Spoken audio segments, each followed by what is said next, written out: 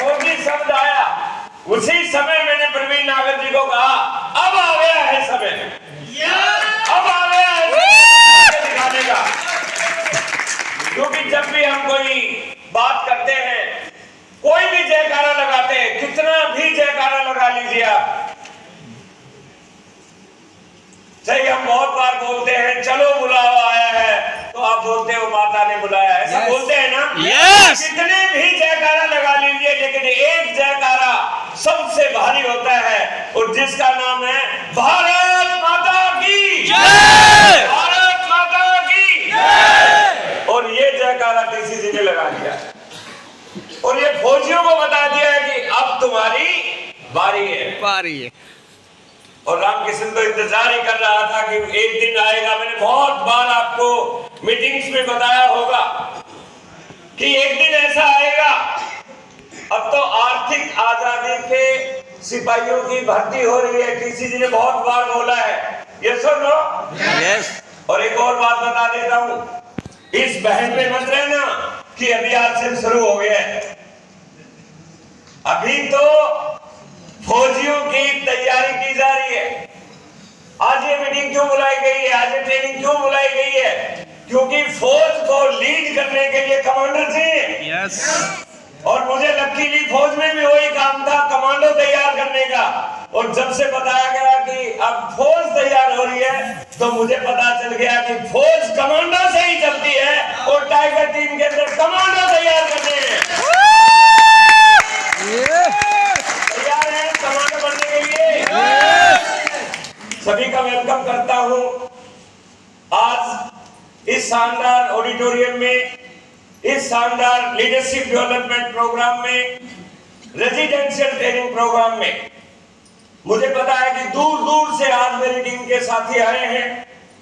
बहुत सारे साथी रात को ही चल पड़े थे, कल चल पड़े थे, बहुत सारे चैलेंजेस भी रहे होंगे, लेकिन आज के बाद कभी चैलेंज का नाम मत लेना, क्योंकि आप बन गए हैं आर्थिक आजादी के फौजी। यस। फौजी के सामने कोई चैलेंज नहीं होता।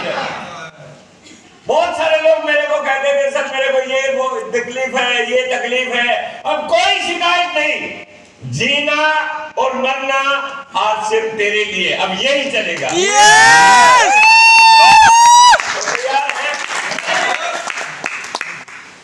आज का दिन, आने वाले 24 घंटे आपकी जिंदगी को बदलेंगे, ऐसी मेरी तमन्ना है। हमारे सीनियर साथी मास्टरमाइंड ग्रुप में जब मीटिंग हुई हमारी नवंबर के महीने में, तब हमने प्लान किया था कि हम उड़ान 2 को एक नई उड़ान देंगे। 15 अगस्त 2021 को, 15 अगस्त 2022 को हमने उड़ान 1 की, बहुत सक्सेस मिली, उससे बहुत सारे लोगों के लेवल चेंज हुए।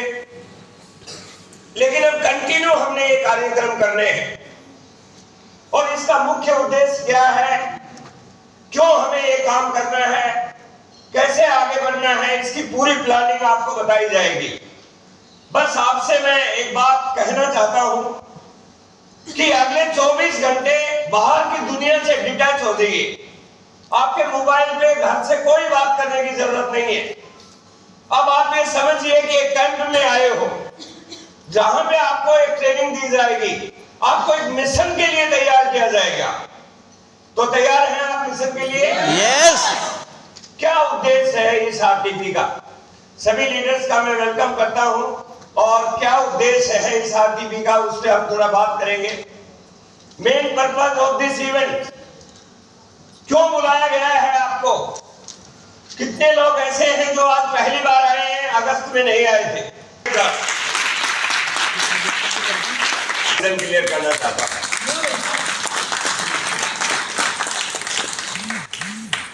लीडरशिप बिल्डिंग, दोस्तों ये बिजनेस प्रोडक्ट का नहीं है।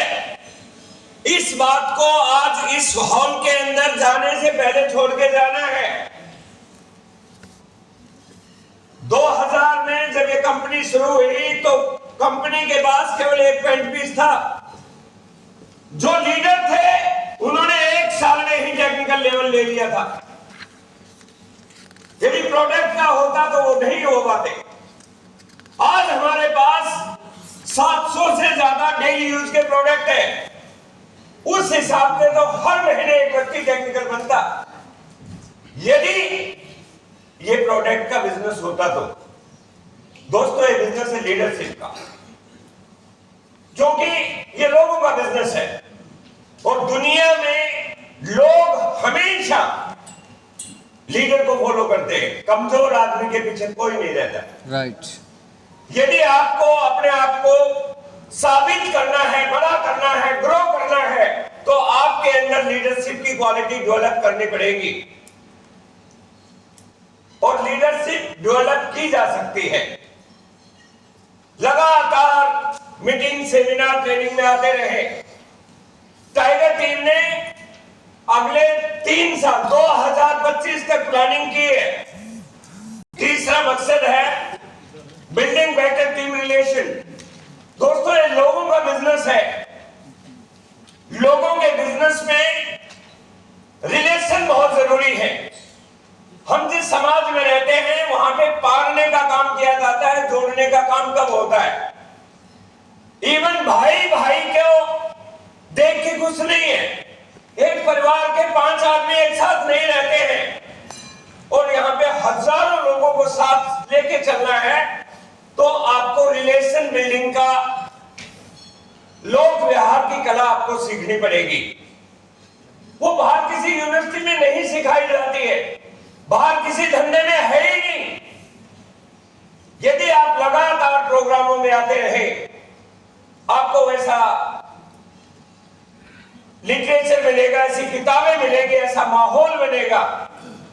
क्योंकि इंडस्ट्री की एक ही खूबी है, यदि मुझे आगे बढ़ना है तो मुझे दूसरे को आगे बढ़ाना पड़ेगा और दूसरा आगे बढ़ाने के लिए आपके रिलेशन अच्छे होने चाहिए। बिजनेस अपने आप हो जाएगा यदि टीम आपके साथ है, लोग आपके साथ है। तो ये यहाँ का पर्पस रहेगा कि आपको अच्छे रिलेशन, अच्छी टीम को कैसे डेवलप किया जाए। और चौथा पॉइंट रहे है deep knowledge about network marketing industry. ऊपर से लोगों को पता है डायरेक्ट सेलिंग इंडस्ट्री क्या है। ऊपर से लोग सोचते हैं कि मैं नेटवर्क के बारे में बहुत कुछ जानता हूं। दोस्तों इसकी गहराई में जाना होगा। जब तक कोई व्यक्ति गहराई में नहीं जाता, उसे इंडस्ट्री की कोई नॉलेज नहीं होती है। नाम सुनने से कुछ नहीं होगा, समझना होगा कि इंडस्ट्री है क्या। और हमारा यही पर्पस रहेगा, जितने भी सीनियर लोग हैं, मास्टरमाइंड के सदस्य हैं, कि आपको इस इंडस्ट्री की डीप नॉलेज दें। दोस्तों मैं आपको एक बात बताना चाहता हूं। रिसेंटली मैंने एक ललित अरोड़ा जी का प्रोग्राम कोटद्वार में देखा। उन्होंने एक बात अभी क्लियर की है कि आने वाले 10 साल इस इंडस्ट्री को नई दिशा देने वाले हैं। और आरसीएम के बारे में उन्होंने खुल के कहा है, आने वाले 5 साल में हिंदुस्तान के 5 करोड़ लोग आरसीएम में जुड़ने वाले हैं। इतनी बड़ी बात कही। उन लोगों को संभालेगा कौन? उनको केवल लीडर संभाल पाएंगे। राइट। इसलिए लीडर का होना बहुत जरूरी है। क्या आप लीडर बनने के लिए तैयार हैं? यस। तो आज हम बात करेंगे आप आगे इस बिजनेस में कैसे बढ़ सकते हैं। देखिए दोस्तों, जो भी मैं बात करूंगा मैं अपने अनुभव के आधार पे, मैं बहुत सारी किताबें मैंने पढ़ी, बहुत सारी जानकारियां ली, उनके आधार पे मैं आपसे बात करने वाला हूं। जब मैं इस बिजनेस में आया मैं कुछ भी नहीं जानता था। और मैं आपको भी एक बात कहना चाहता हूं, आरसीएम में आने से पहले आप क्या जानते थे कोई मायने नहीं रखता, कितने पढ़े थे कोई मायने नहीं रखता। मायने ये रखता है आरसीएम में आने के बाद आपने क्या सीखा। यस। यदि आपने जो सीखा और उसको लागू कर दिया तो आपकी तकदीर बदल सकती है। तो हम जानना चाहेंगे कि आगे ये कैसे काम होगा, कैसे बढ़ेगा, कैसे चलेगा, क्या वो कर्व पॉइंट है जिस पे आपको काम करना चाहिए। चलिए, सपने देखने वाले लोग क्या चाहते हैं। देखिए हर इंसान ऊपर से सपना देखता है। ये वो सपना नहीं होता, वो उसकी इच्छा होती है, सही मायने में देखी जाए तो। आप किसी भिखारी से भी पूछ लीजिए वो क्या चाहिए। उसे एक बड़ा सा घर चाहिए, एक उसे बड़ी सी गाड़ी चाहिए,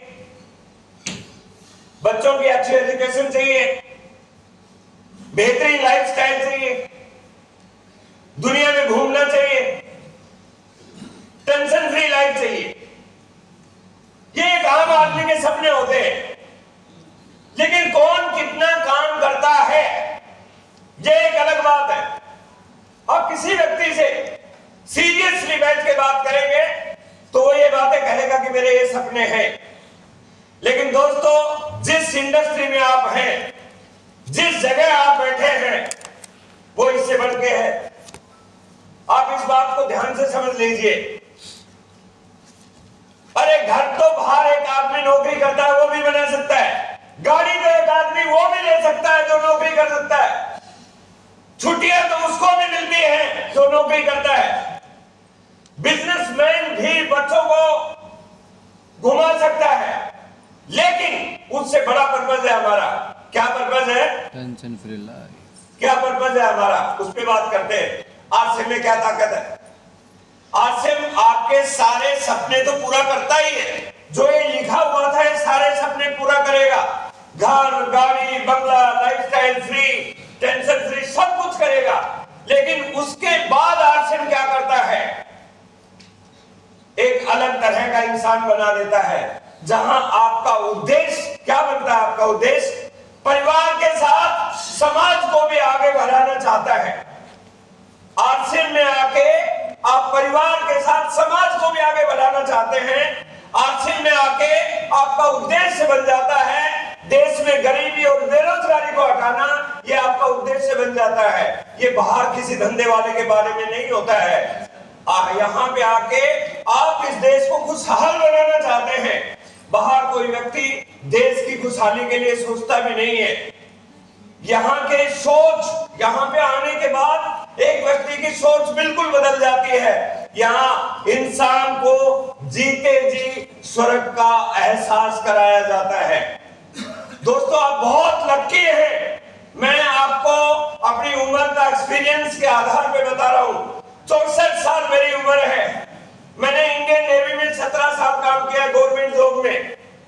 मैंने 15 साल प्राइवेट सेक्टर में काम किया है और 17 साल का मेरा तजुर्बा है डायरेक्ट सेलिंग का। हिंदुस्तान के अंदर आज की डेट में यदि किसी व्यक्ति को जीते जी स्वर्ग देखना है तो 5 साल आरसीएम कर लो, यहां जीते जी स्वर्ग आप देख सकते हो। Yes. जीते जी 5 साल में क्या करना होगा उस पर बात करेंगे। आज तैयार है? yes. कहां से ये पैदा हुआ मेरे अंदर, कहां से ये चीजें मुझे पता चली, चलिए देखते हैं। दोस्तों, हमें समझना होगा आरसीएम में पावर कहां से आती है। आरसीएम एक नेटवर्क बनाने का बिजनेस है और अमीर लोग ही नेटवर्क बनाते हैं। जिस धंधे में आप हैं वो अमीरों का धंधा है। अमीर लोग ही नेटवर्क बनाते हैं। इसलिए आम आदमी को इस तरह के धंधे पे न विश्वास होता है और न पता होता है। और ये बात मैं नहीं कह रहा हूं, एक बहुत बड़े विद्वान अर्थशास्त्री कह रहे हैं जिनका नाम है रॉबर्ट टी कियोसाकी। पढ़ सकते हैं आप, वो क्या बोलते हैं? The richest people in the world look forward and build networks. वो एक बात बोलते हैं कि दुनिया में जितने भी अमीर आदमी हैं वो नेटवर्क बनाते हैं और बाकी लोग काम की तलाश करते हैं। जब भी कोई आदमी आपको बोले कि मैं नौकरी की तलाश में हूं, ये समझ लीजिए कि वो गरीबी की निशानी है। अमीर लोग हमेशा नेटवर्क बनाते हैं। लेकिन आरसीएम ने हमें क्या ताकत दी है दोस्तों? आरसीएम ने हमें ताकत दी है नेटवर्क बनाने की। कैसे? 17 साल पहले एक पुस्तक मेरे पास आई। मैं एमबीए तक पढ़ा हुआ था, एक बड़ी कंपनी में मैनेजर था। जाने अनजाने में एक दोस्त को मोबिलाइज करने के लिए मैंने आरसीएम बिजनेस ज्वाइन कर लिया था। मुझे कोई नॉलेज नेटवर्क मार्केटिंग की नहीं थी। ये किताब मेरी जिंदगी में आई और उस किताब को मैंने पढ़ा। जब मैंने गहराई से किताब को पढ़ा तो किताब में लिखा था अमीर लोग नेटवर्क बनाते हैं और आम आदमी काम की तलाश में रहता है। जब मैंने इस क्वाड्रेंट को बहुत गहराई से पढ़ा तो मुझे पता चला कि पूरी दुनिया है ये 4 भागों में बटी हुई है। शायद आप सुना होगा, जानते भी होंगे, लेकिन मैं आपको उसकी गहराई में ले जाना चाहता हूं।